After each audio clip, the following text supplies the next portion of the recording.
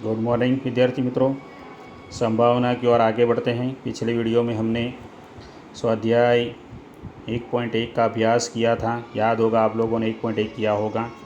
आज हम आगे बढ़ते हैं संभावना की तरफ। संभावना की गाणितिक परिभाषाएं, उसमें हमें समसंभावी घटनाएं किसे कहते हैं उसे देखना है।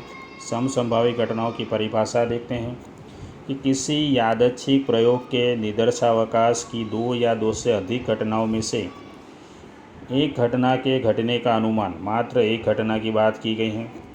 दूसरी किसी भी घटना के घटने के अनुमान से अधिक या कम होने का यदि कोई कारण न हो तो ऐसी घटनाओं को समसंभावी घटनाएं कहेंगे।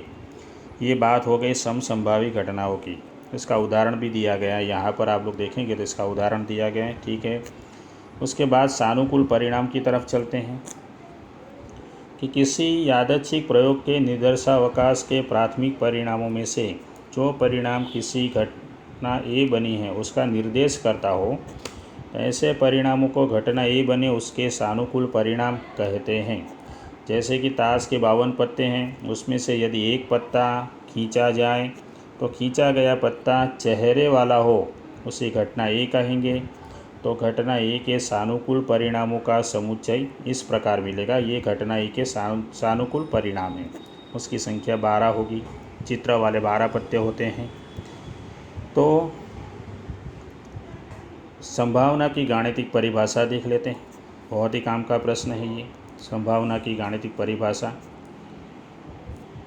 तो माना किसी यादृच्छिक प्रयोग का शांत निदर्शावकाश U के परस्पर निवारक, निशेष और समसंभावी परिणामों की कुल संख्या n है, जिसमें से m परिणाम किसी घटना A के बनने के सानुकूल हो, तो घटना A की संभावना होगी m/n।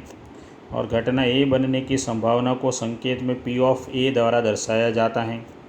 तो ये उसका सूत्र हो गया।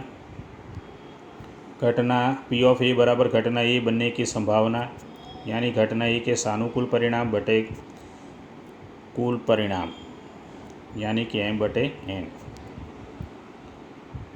उसके बाद हम देखते हैं यहाँ पर कुछ शर्तें हैं।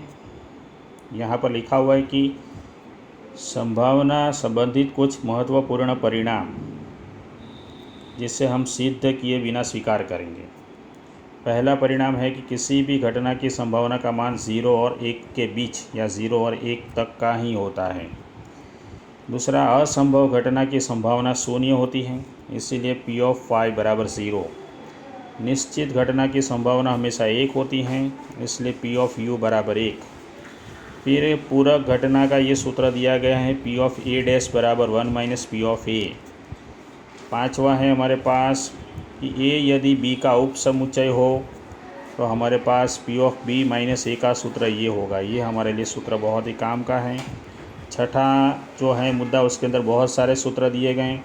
इसका उपयोग जैसे जैसे आगे प्रश्न आएंगे वैसे वैसे हम हल करते जाएंगे। आप लोग अच्छे से नोट के अंदर लिख लीजिए। बहुत सारे सूत्र, यहाँ तक सूत्र लिखने हैं आप लोगों को, बहुत सारे सूत्र हैं। आगे चलते हैं उदाहरण नंबर 11 की तरफ। दो समतुलित सिक्कों को उछाला जाए तो उसमें एक छाप और एक कांटा मिले, कम से कम एक छाप मिले, उसकी संभावना ज्ञात कीजिए।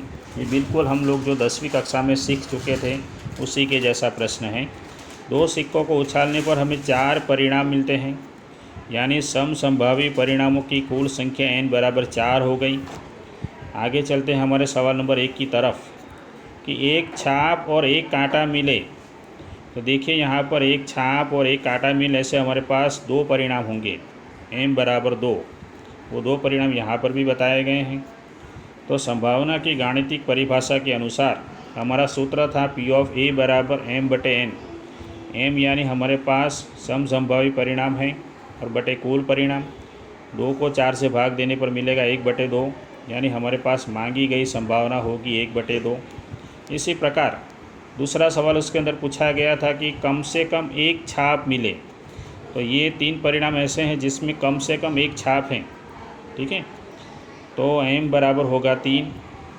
तो ये P ऑफ B बराबर m/n करेंगे, m का मूल्य 3 और कुल परिणाम 4 लिखेंगे, तो हमारे पास आंसर होगा 3/4। आगे चलते हैं उदाहरण नंबर 12 की तरफ कि हमें 1 से 6 अंक द्वारा अंकित दो समतुलित पासे यानी याद कीजिए हमने पहले थ्योरी में सीखा था n बराबर 36 मिलेगा। कुल परिणामों की संख्या होगी n बराबर 36 और इसके अंदर हमें 1, 2, 3, 4, 5 और 6 परिणाम हमें प्राप्त करने हैं। पहला परिणाम देखते हैं कि दोनों पासों पर अंकों का योग 7 हो उसे घटना A कहेंगे। दोनों पासों पर अंकों का योग 7 हो, ऐसे हमें 36 में से ये 7 परिणाम निकाल लेने हैं। अब ये 36 परिणाम कैसे थे तो आगे हमने जो थ्योरी में सीखा था आपको याद करा दे कहाँ पर हैं, तो आप लोगों को याद होना चाहिए। ये 36 परिणाम यहाँ पर हमने देखे थे।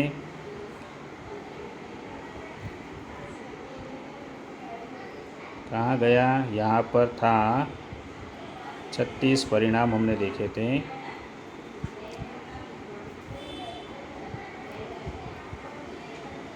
ये रहे दोस्तों, ये 36 परिणाम आप लोगों को याद रखने पड़ेंगे। इसमें से जिनके अंकों का योग 7 होता है वो कोष्टक निकाल लेते हैं। जैसे कि ये निकाल सकते हैं, ये निकाल सकते हैं, ये निकाल सकते हैं, ये भी और ये भी, ठीक है। ऐसे सभी कोष्टक जिसका योग 7 होता है वो निकाल लेते हैं। तो ये पूरा का पूरा आप लोग याद रखिए। इसी के आधार पर वो हम लोग सवाल करने वाले हैं। उदाहरण नंबर 18 में चल रहे थे।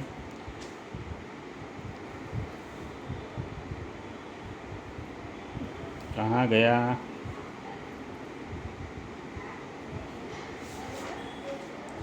उदाहरण नंबर 12 में थे।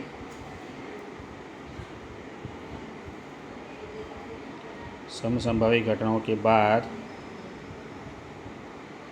उदाहरण नंबर 12 में यहाँ आ गया उदाहरण नंबर 12, ठीक है।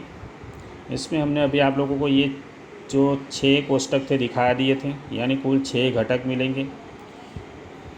6 घटक यानी कुल परिणाम हमारे पास 36 हैं। n बराबर 36 ये रहा और m बराबर 6 हमारे पास हैं। तो घटना A1 की बात करेंगे। घटना A1 का सूत्र लिखेंगे m/n। तो 6/36 करने पर हमें आंसर मिलता है 1/6। उसी प्रकार दोनों पासों पर मिलते अंकों का योग 10 से अधिक हो उसे कहेंगे A2। तो 10 से अधिक योग होने वाला है ऐसे कोष्टक ये 3 मिलेंगे, यानी 3/36 करेंगे तो हमें मिलेगा 1/12। ये भी बहुत आसान है। तीसरा देखते हैं कि दोनों पासों पर मिलने वाले अंकों का योग अधिक से अधिक 4 होना चाहिए, 4 से अधिक नहीं, 4 से कम हो तो चलेगा। ऐसे हमें ये 6 कोष्टक मिलेंगे। m बराबर 6 होगा, m बराबर 6 और n बराबर 36 तो हमारे पास पहले से ही है। इसका भी हल निकालेंगे तो आंसर मिलेगा 1/6। चौथा देखते हैं। चौथे में बताया गया है दोनों पासों पर समान अंक मिले। समान अंक वाले तो हमें 6 ही मिलने वाले हैं। सभी लाइन में से एक मिला के 6 हो जाएंगे। इसमें भी 6/36 करेंगे तो आंसर 1/6 मिलेगा। ये भी आसान है। पाँचवें में देखते हैं। दोनों पासों पर मिलने वाले अंकों का योग 1 होना चाहिए। तो दोनों पासों पर मिलने वाले अंकों का योग 1 कभी होता ही नहीं, कम से कम 2 योग होने वाला है। तो m बराबर 0 होगा, यानी संभावना हो गई 0। और असंभव घटना की संभावना हमेशा शून्य होती है, हमें पता है। छठे में क्या पूछा गया है कि दोनों पासों पर मिलते अंकों का योग 12 या उससे कम हो तो उसे घटना A6 नंबर कहेंगे, A6। दोनों पासों पर मिलने वाले अंकों का योग 12 होना चाहिए, वो तो एक ही कोष्टक होगा। 12 हो या उससे कम, 12 और उससे कम तो सभी के सभी आएंगे, ठीक है। यानी m बराबर भी 36 और n बराबर भी 36, 36/36 हमें संभावना मिलेगी 1। आगे चलते हैं उदाहरण नंबर 13 की तरफ। हमें सवाल दिया गया है रुतुआ, उसके सभी अक्षरों की सहायता से बनने वाले समग्र क्रमचयों में r प्रथम स्थान पर आए उसकी संभावना का मान। तो हमारे पास कुल 5 अक्षर हैं, उसमें 5 अक्षरों को 5 स्थान पर गठित करने के प्रकार होंगे 120। तो कुल परिणामों की संख्या हो गई n बराबर 120। अब हमें m ज्ञात करना है, उसके लिए r प्रथम स्थान पर रख देते हैं, उसे घटना A कहेंगे। r को प्रथम स्थान पर रख दिया तो बाकी के 4 अंकों को 4 स्थान पर रखने के प्रकार होंगे 4 फैक्टोरियल। 4 फैक्टोरियल यानी 24, 4 फैक्टोरियल यानी 24, यहाँ पर देखिए 4 फैक्टोरियल यानी 24। तो हमारे पास ये n मिल गया और ये m मिल गया 120, इसको भाग देंगे तो हमें मिलेगा 1/5। 14 नंबर की बात करते हैं। एक सरकारी विभाग में सेवारत 4 पुरुष कर्मचारी और 2 स्त्री कर्मचारी, 4 और 2 मिला के हो गए 6 लोगों को बारी बारी 6 स्थान पर गठित करने के प्रकार होंगे 120। उसके बाद दोनों स्त्री कर्मचारी प्रशिक्षण केंद्र में जाएं तो उसकी संभावना का मान ज्ञात कीजिए। 2 स्त्री कर्मचारी को एक के पश्चात एक प्रशिक्षण केंद्र में भेजा जाता है। तो हमारे पास कुल परिणामों की संख्या हो गई n बराबर 720। उसके बाद दोनों स्त्रियां कर्मचारियों को प्रशिक्षण हेतु बारी बारी से उसे भेजा जाए तो उसकी घटना ये है।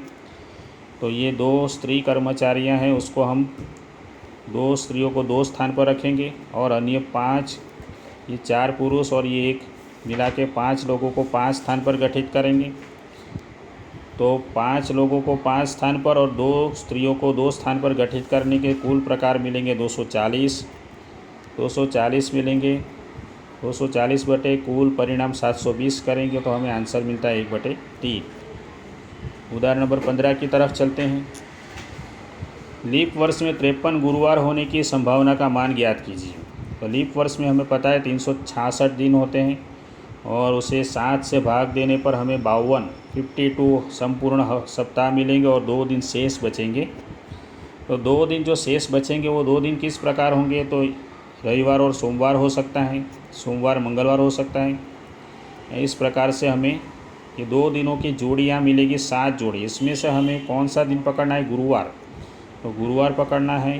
तो ये देखिए यहाँ पर गुरुवार है और एक यहाँ पर गुरुवार है, इसमें और इसमें इसको। तो हमारे पास कुल परिणाम 7 है और गुरुवार आए ऐसे 2 परिणाम मिले, तो हमारा आंसर होगा 2/7। आंसर आ जाएगा 2/7। बहुत ही सरल था। उदाहरण नंबर 16 में चलते हैं। एक बैंक के कैश विभाग में 7 कर्मचारी सेवारत हैं। इसमें 2, 3 और ये 2 यानी सब मिला के 7 हैं। 2 ऑफिसर, 3 क्लार्क और 2 चपरासी। तो हमें दोनों चपरासी हो उसकी संभावना ज्ञात करनी है, दोनों क्लार्क हो। 7 में से 2 कर्मचारियों का चयन करना है। 1 ऑफिसर एवं 1 क्लार्क हो उसकी संभावना का मान ज्ञात कीजिए। बहुत ही सिंपल सवाल है, बहुत ही आसान। तो हमारे पास 7 में से 2 कर्मचारियों का चयन करना है यानी 7C2, उसका हल मिलेगा 21। हमारे पास कुल परिणाम हो गए 21। अब चयन किए गए दोनों कर्मचारी चपरासी, तो हमारे पास 2 चपरासी हैं, 2 चपरासी में से दोनों ले लेते हैं, अन्य 5 में से किसी को नहीं लेना है। तो उसके परिणाम मिलेंगे 1, तो उसकी संभावना होगी 1/21।